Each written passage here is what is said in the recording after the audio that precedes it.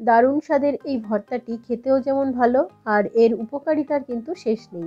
আজকের এই ভর্তা বানানোর জন্য আমি প্রথমে নিয়ে নিচ্ছি কিছু হলুদ গাছের পাতা। দেখুন বন্ধুরা, হলুদ গাছের যে মাঝখানের একদম মোড়ানো মোড়ানো যে পাতাটা ওঠে, সেই কচি পাতাটাই এখানে লাগবে। আমি বেশ কিছু কচি পাতা এখানে তুলে নিয়েছি।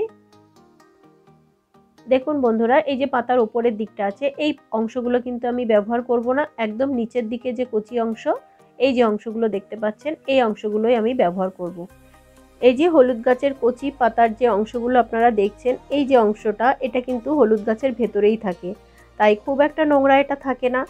এটি গাছ থেকে তুলে সরাসরিই খাওয়া যায়। তারপরেও আমি এটি দুবার জল দিয়ে ধুয়ে পরিষ্কার করে নিচ্ছি। এখন পাতার ওপরের যে অংশগুলো রয়েছে, এই পাতাগুলো একটু মোটা, এগুলো আমি কেটে বাদ দিয়ে দিলাম।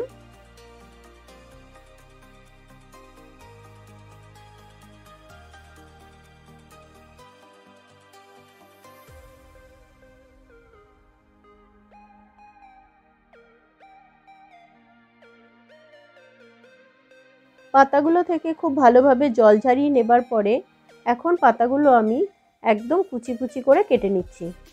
বন্ধুরা, হলুদ গাছের এই কচি পাতা কাঁচা হলুদের গুণেই পরিপূর্ণ। এটি আমাদের শরীরের অনেক উপকার করে থাকে। এটি ত্বকের উজ্জ্বলতা বাড়ায়, ক্যান্সার প্রতিরোধ করে, শরীরের যে কোনো ঘা দ্রুত শুকাতে সাহায্য করে, হজম শক্তি বৃদ্ধি করে, মুখের রুচি বাড়িয়ে দেয়। গ্যাস্ট্রিকের সমস্যা থাকলে এই পাতার স্যালাড প্রতিদিন আপনি আপনার পাতে রাখতে পারেন। দেখুন বন্ধুরা, একদম এই কচি অংশগুলোই কিন্তু ব্যবহার করবেন, তবেই খেতে অনেক বেশি ভালো লাগবে।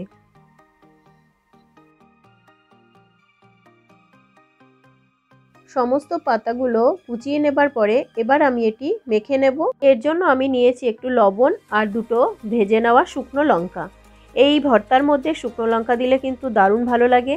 শুকনো লঙ্কাগুলো আমি লবণের মধ্যে মেখে নিয়েছি, সাথে আরেকটু লবণ আমি অ্যাড করে দিলাম। এরপর দিয়ে দেবো আমি বেশ খানিকটা কাঁচা সর্ষের তেল। সর্ষের তেল দেবার পরে এর মধ্যে দিয়ে দিচ্ছি আমি একটা সিদ্ধ করে নেওয়া আলু। আলু আমি হাতের সাহায্যে একটু ভেঙে ভেঙে দিচ্ছি এর মধ্যে। এরপর দিয়ে দিচ্ছি আমি এর মধ্যে বেশ খানিকটা লেবুর রস। লেবুর রস দেবার পরে সমস্ত উপকরণ আমি হাতের সাহায্যে মেখে নেব। বন্ধুরা, এই ভর্তার মধ্যে আমি আলুর ব্যবহার করেছি। এখানে আলু কিন্তু একদমই অপশনাল। আমার কাছে যেহেতু পাতার পরিমাণ খুবই কম ছিল, তার জন্য আমি আলু ব্যবহার করে এটার পরিমাণ অনেকটা বাড়িয়ে নিয়েছি। আপনারা এখানে আলুর পরিবর্তে বাকি সমস্ত উপকরণ দিয়ে এই ভর্তা বানাতে পারেন। আর আমার মতো যদি আপনাদের কাছেও পাতা কম থাকে, তবে আলুর ব্যবহার করে দেখবেন, এটাও কিন্তু খেতে অনেকটাই ভালো লাগে। তো বন্ধুরা দেখুন, তৈরি হয়ে গেল আজকের রেসিপি।